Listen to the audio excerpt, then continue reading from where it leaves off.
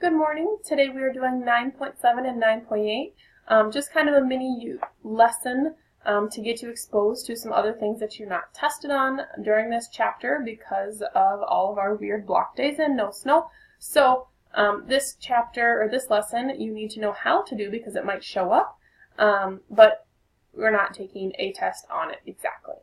So first it says factor the polynomial. We've been factoring using our diamond when we have our three terms. Now in the past, if we have two terms, for example, like 2x to the fourth plus 8x to the third, we learned how to draw a box around here and factor out what they have in common. For example, these ones are both multiples of 2, and they both have at least 3 x's that we could pull out, and that would leave us with x and then 4. So that's how we would factor that one. However, this one, we don't have two terms that are exponents next to each other. We have an x squared and just a number. We have an x squared and just a number. So we really have our first and our third term. So we can assume that there's really no middle term here, or there are no b's. So there's 0 x's in the middle. So we can really use this to factor just like we've done in the past. This is our first and our last term, so we have negative 16y squared. There's no middle term, so we would just put a 0x or just 0 down there. And this will work. What multiplies to get 16 but adds to get 0? Well, in order to add to be 0, it has to be the same number, one positive and one negative. So the only things that multiply to get 16 are 1 and 6, 2 and 8, or 4 and 4. Oops, these are y's. So if we have 4y and 4y, we need to multiply to get a negative, so one of them has to be negative. Negative 4 and positive 4 add up to 0. So from here, we draw our box, and I have a negative 4y and a positive 4y. My first term was y squared. My last term was negative 16. So my two factors are y plus 4 and y minus 4. So here are my two answers, y plus 4 and y minus 4. I knew y times y was y squared. These two multiply to make 4y and negative 4y. So same thing here. Even though it looks a little bit tricky, this one will work out here. We have x squared and y squared. You guys, it doesn't hurt to try. If it doesn't work out using your diamond, well, it doesn't work. Then you need to try a different method. So if we multiply these together, we have negative 49. We have x squareds and we have y squareds. I put them in alphabetical order. Then in the middle, there was no x's or y's, so just put 0. So what multiplies to get negative 49x squared and y squared? Well, I would need an x on each and a y on each to get x squared and y squared. And the only things that multiply to get 49 are positive 7 and negative 7. So negative 7xy and positive 7xy add to make 0 and multiply to get this. So in our box, we can put our two pieces in our diagonal or our corners. We have 7xy and negative 7xy. First term was x squared, last term was negative 49y squared. Oops, almost forgot that. And then we need to factor or figure out what do these have in common. So to get x squared, I have x times x. X times what is negative 7xy? Well, we already have an x, so I need a negative 7 and a y. Down here, we need a 7. We already have an x, and we need a y. And it works out 7 times negative 7 is negative 49, and y times y is y squared. So we have x minus 7y and x plus 7y. This next one, we are going to use our diamond to factor this. However, these are some big numbers. Think about what can we factor out of here first. We draw our box around this, factor out what they have in common. These are all multiples of 2. So this is really y squared. 2 times negative 10y will give me negative 20. And 2 times 25 will give me 50. So this is now really what I'm factoring. So I have my three terms. I'm going to multiply my first term by my last term. We have 25y squared. My middle term is negative 10y. Well, the only things that multiply other than 1 and 25 to get 25 are 5 and 5. In order to add to get to negative 10, they both better be negative. Negative 5 and negative 5 make negative 10. And multiply to make a positive 25. And then, where are we here? In our diamond, we have negative 5y and positive 5. Oh, no, they're both negatives. Negative 5y's. Our first term was y squared. Our last term was 25.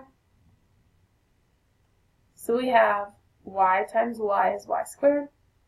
Y times negative 5 is negative 5y. Same over here.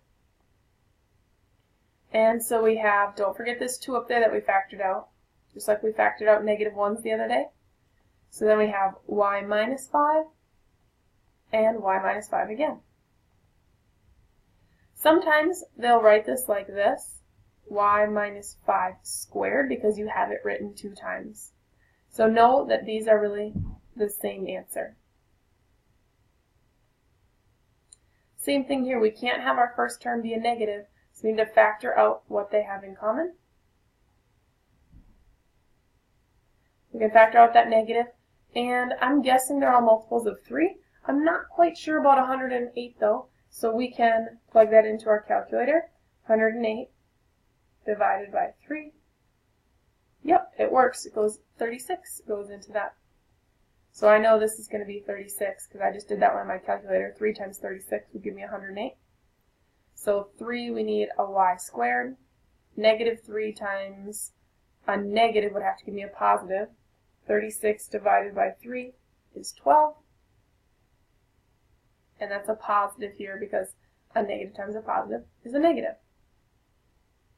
So this is what we have. We factored out a negative 3. We have y squared minus 12y plus 36. Some of you can see what the 2 factors are from here, and that's okay. However, I do like to show some work so I know how you got the answer. If it were multiple choice and you knew right away, that's totally fine. Y squared times 36 is 36y squared. Middle term is negative 12y from here. So to get 36, we could go through the factors. 2 times 18, 3 times 12, 4 times 9, 6 times 6.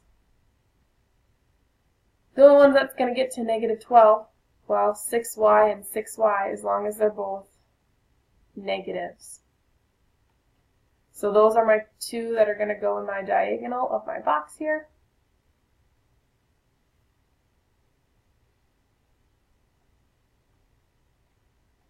So I have a negative 6y and a negative 6y. First term was y squared. Last term was 36. So I know y times y is y squared. Y times negative 6 is negative 6y. And so my answer, don't forget that we factored out this negative 3, is y minus 6 times y minus 6. Again, if you wrote y minus 6 squared, that's technically correct because these are multiplied and it's written 2 times. Alright, here's another one we have to factor or solve because this one's equal to 0. It says, who likes fractions? Make yourself easier and let's get rid of them. If I have the fraction, let's think here, 2/4. If I multiply it by 1, it's not going to change the fraction. If I multiply it by 2, it's not going to change the fraction. 4 over 8 is still 4 over 8. So I'm going to multiply this by a number so I can get rid of these denominators. So if I were to multiply by 2, well, that wouldn't help because I would still have like 2/9. So if I multiply by 9, however, I could get rid of this 1/9, because 1/9 9 times would be 9. So that'll get rid of that biggest denominator. They're both multiples of 3, so hopefully this one will work out as well. So if I multiply all of these by 9, so we have 9x squared. 9 times 2/3 is really 9 over 1. So we have 9 times 2 is 18. 1 times 3 is 3. 18 divided by 3 is 6. So we have 6x. And then 1/9 9 times. If you want to multiply it out again, you can. But 9 is just 9 over 1. So we get 9 over 9, which is 1. Or think if you have a 1/9 of a pizza and you have 9 of them, that would make one whole pizza. And anything times 0 is still 0. So now we can factor this a lot easier. We don't have any fractions to deal with. So let's multiply our first and our last term. 9x squared times 1 is still 9x squared. 6x on the bottom. Only things that multiply to get 9 are 3 and 3. So those go in our rectangle.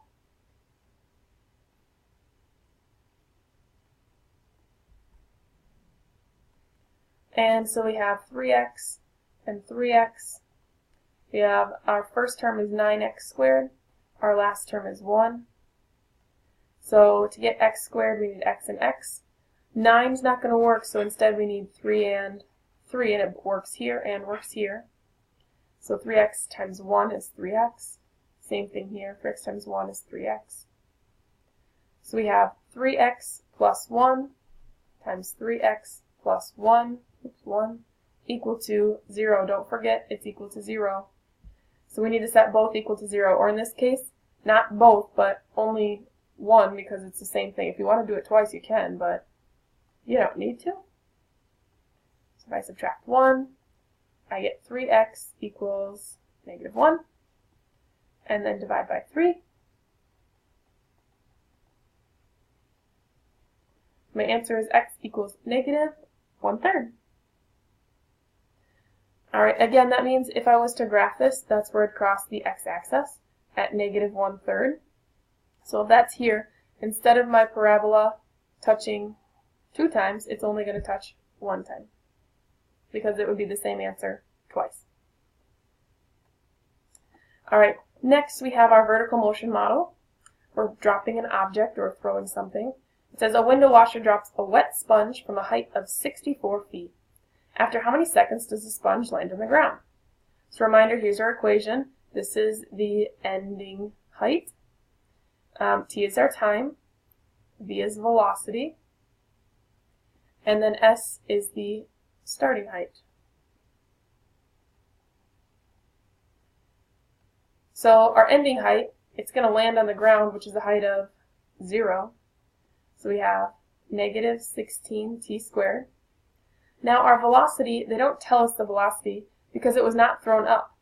If it was thrown up, the upward velocity would be shown and then it would fall. But this person's already standing up here or hanging there. It just fell straight down. So there was not an initial force or movement. So we can assume that gravity is taken into account. That's what this 16 actually is taking into account here. So there is no velocity that's added, no added forces. So we don't even have to add that 0t in there. And then plus s, and s is our starting height, which is 64 feet above the ground. So this is our equation. Now all we have to do is first, if we can, factor out what they have in common. Let me see. I wonder if 64 or 16 goes into 64. 64 divided by 16 is 4. So we know we can take out a -16 from both. Remember, our first term can't be negative. So if I do that, I'm left with just 1t squared, or just t squared. And 16 times -4 will give me a negative, or a positive 64. I just put the 0 on the other side. So now I can factor this middle piece. This is our first and our last term. So if we multiply those together, we have -4t squared. There's no middle terms, so there's no t's. So only things that multiply to get 4 are 2t and 2t. To become a negative, though, one of them has to be negative. And so when we put this in our box, we have 2t, negative 2t. First term was t squared. Last term is negative 4t.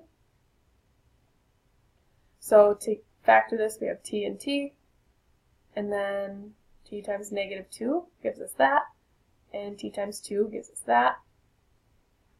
So my two sets of answers, well, I factored out a negative 16. Remember, don't forget that piece over there. And then I have t minus 2 and t plus 2 equal to 0. So because this is equal to 0, we need to set them all equal to 0. Again, the first one doesn't make sense. So we have t minus 2 equals 0, or t plus 2 equals 0. If I add 2 here, t equals 2, that could make sense, 2 seconds. And here, if I subtract 2, I get negative 2. You can't have a negative time, so this one we have to eliminate. So our answer is 2 seconds. All right, moving on to 9.8. It says factor polynomials completely. So we can see that in the past, if we've done, for example, 3x squared plus 6x. If these have something in common, we can factor out what they have in common. Like they both have a 3 and they both have an x. So we would factor those out and leave over whatever's left over, like an x and a plus 2. It's the same thing we're going to do here, but our parentheses are what they have in common. These both have an a minus 6. So that's what we're going to factor out. We factored out an a minus 6 from both. So if we take that out, that's gone and that's gone. We took it out and we put it out front. And what are we left with in our parentheses, like we'd be left with here in parentheses? Well, we need to multiply that by 10 to get this first term. And then we need to, well, what's left over here? Negative 3a. Negative 3a times this whole piece will give us this whole piece. That's just like factoring out what they have in common. So this is our answer, a minus 6 and then 10 minus 3a. Those are our two sets of factors. That's our answer. Same thing here. If we factor out what these have in common, they both have in common a 13 plus x in parentheses. This one says x plus 13, but a plus b is the same as b plus a. So it doesn't matter which order you write it in. They'll be the same answer. So I'm just going to pull out an x plus 13, and I'd be left with an x, and then over here, a negative. Well, this is really a negative 1, so we'll make that a negative 1. And that's my answer. So now we're going to do the same thing, but they're not grouped for us already. Notice how these ones were already grouped in parentheses. We have to do the grouping this time. Notice we have 4 terms. So if you have more than 3 terms, you can't do the diamond. You need to factor out what they have in common. So we're going to factor by grouping or using parentheses. We're going to group these 2 first terms and the second 2 terms, as long as they're in order from the highest degree to the lowest degree, meaning highest exponent to lowest exponent. So I'm going to factor out here, what do these 2 have in common? Well, they both have at least an x squared. So if I factor out an x squared, I'm left with an x, and I took out the x squared, so I'm left with a 3. Then if I factor this by grouping as well, what do these have in common? These both have 5. And I'm putting a plus here because they're added together, these 2 sections. And our 5 is positive that we're pulling out. If I pull out a 5 from both, I'll be left with x, and then 5 times 3 is 15. Well, I grouped them, and now if you notice here, we're left with the same factor, or same thing that we can now factor out of both of these 2 terms. They both have an x plus 3, so if we take that out, we're left with an x squared, and we're left with 5. So now, this is our answer. However, If there's a squared there, you need to check to see if you can continue to factor it more, meaning use your diamond in your box. If I were to multiply my first and my last term, notice there's no x's in the middle, there's no x's, so it'd be 0. We'd have 5x squared. There is nothing that multiplies to get 5 other than 5 and 1. And I'm never going to be able to add those, no matter how hard I try, to get 0. So we can't factor it, so this is our answer. Alright, same thing here, let's factor by grouping. So group the first two terms and the last two terms. And now let's think, what do these first two have in common? They both have at least a y squared. So I'm factoring out that y squared, and I'm left with then a y. And then y squared times negative 9 will give me negative 9y squared. And then grouping these second two terms, there's not anything in common that I can factor out, but I know I need to have a y minus 9 in parentheses, and that's what I have right here. So if I factor out a 1, it's not going to change my answer. I still have y minus 9, right? So now I intentionally made sure that these both have the same numbers and letters in parentheses. So we can factor out what these have in common now. They both have a y minus 9. And we'd be left with y squared plus 1. Again, if you have that squared there, you need to check to see if you can factor it further. First and last term, if we multiply those, we have 1y squared. There's nothing in the middle. The only things that multiply to get 1 are 1y and 1y. If we make them opposites, negative and positive, that'll make 0. But that's not going to add to get 1. So this one, it's not possible. You can't do it, so this is your answer.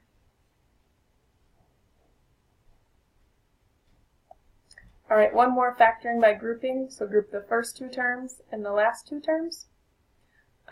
These two both have an h squared that we can factor out. So we'd be left with an h, and then there's already an h squared pulled out, so we're only left with 4 there.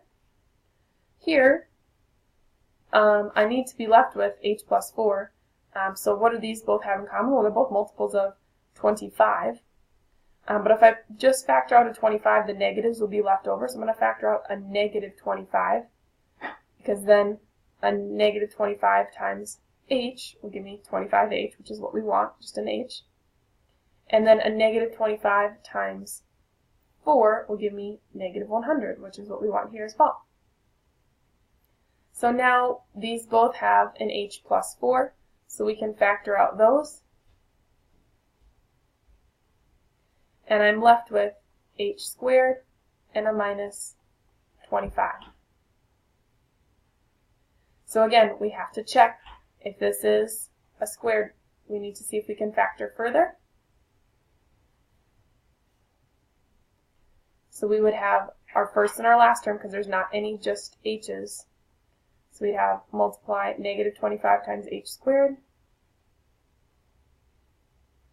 What multiplies to get 25? Well, 5h and 5h. They both need to be, one needs to be negative in order to get a negative 25. So this one actually works, so we can finish factoring this. We would have 5h and negative 5h. Our first term was h squared. Our last term was negative 25. So we have h times h, and then we need a negative 5 here to get 5h, positive 5 here. So instead of this piece, we just factored that into these two pieces, h minus 5 and h plus 5. But don't forget this factor out here as well, h plus 4. So this would be my answer, 3 sets of parentheses. This is what we would call factored form then. And our last question. Solve the equation.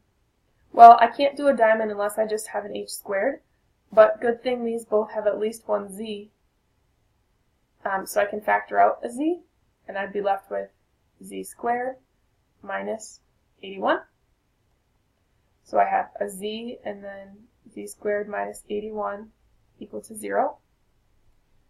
Now if I have a squared here, I need to check to see if I can factor it using my diamond. I have a first term and a last term. There's no middle term with just a z. So if I multiply this by this, I get negative 81 z squared. Only things that multiply to get 81 are 81 and 1 and 9 times 9. So 9z and negative 9z, they have to be opposites in order to make 0. So those will work.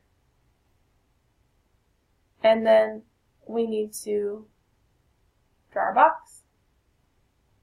So we have negative 9z and positive 9z. First term from here was z squared, last term was negative 81. So we have z times z to get z squared.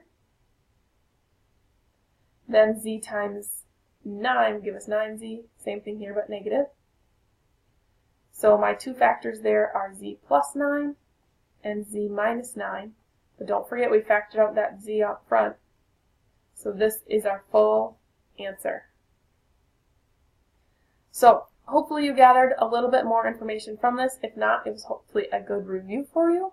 And you do not have homework, even though I do have a homework assignment. If you'd like to do it, let me know. I can give you some extra practice.